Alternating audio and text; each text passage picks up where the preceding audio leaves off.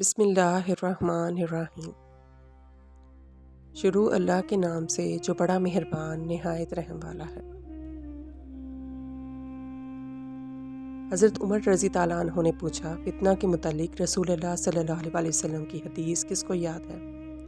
حذیفہ رضی اللہ عنہ نے بیان کیا کہ میں نے سنا ہے آپ صلی اللہ علیہ وسلم نے فرمایا تھا کہ انسان کے لیے اس کے بال بچے، اس کا مال اور اس کے پڑوسی فتنہ، آزمائش و امتحان ہے، جس کا کفارہ نماز، روزہ اور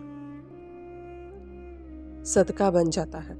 عمر رضی اللہ عنہ نے کہا کہ میں اس کے متعلق نہیں پوچھتا، میری مراد تو اس فتنے سے ہے جو سمندر کی موجوں کی طرح امڑ آئے گا۔ اس پر حذیفہ رضی اللہ عنہ نے کہا کہ آپ کے اور اس فتنے کے درمیان ایک بند دروازہ ہے، یعنی آپ کے دور میں وہ فتنہ شروع نہیں ہوگا۔ عمر رضی اللہ عنہ نے پوچھا، وہ دروازہ کھل جائے گا یا توڑ دیا جائے گا؟ حذیفہ رضی اللہ عنہ نے بتایا کہ توڑ دیا جائے گا۔ عمر رضی اللہ عنہ نے فرمایا کہ پھر تو قیامت تک کبھی بند نہ ہو پائے گا۔ ہم نے مسروق سے کہا کہ آپ حذیفہ رضی اللہ عنہ سے پوچھئے کہ کیا عمر رضی اللہ عنہ کو معلوم تھا کہ وہ دروازہ کون ہے؟ چنانچہ مسروق نے پوچھا تو آپ رضی اللہ عنہ نے فرمایا، ہاں، بالکل اس طرح انہیں علم تھا جیسے رات کے بعد دن کے آنے کا علم ہوتا ہے۔ رسول کریم صلی اللہ علیہ وسلم نے فرمایا، جنت کا ایک دروازہ ہے جسے ریان کہتے ہیں۔ قیامت کے دن اس دروازے سے صرف روزہ دار ہی جنت میں داخل ہوں گے، ان کے سوا اور کوئی اس دروازے سے نہیں داخل ہوگا۔ پکارا جائے گا کہ روزہ دار کہاں ہیں؟ وہ کھڑے ہو جائیں۔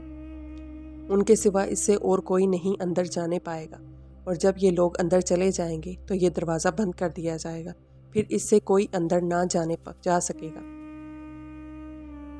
رسول اللہ صلی اللہ علیہ وسلم نے فرمایا، جو اللہ کے راستے میں دو چیزیں خرچ کرے گا، اسے فرشتے جنت کے دروازوں سے بلائیں گے کہ اے اللہ کے بندے، یہ دروازہ اچھا ہے۔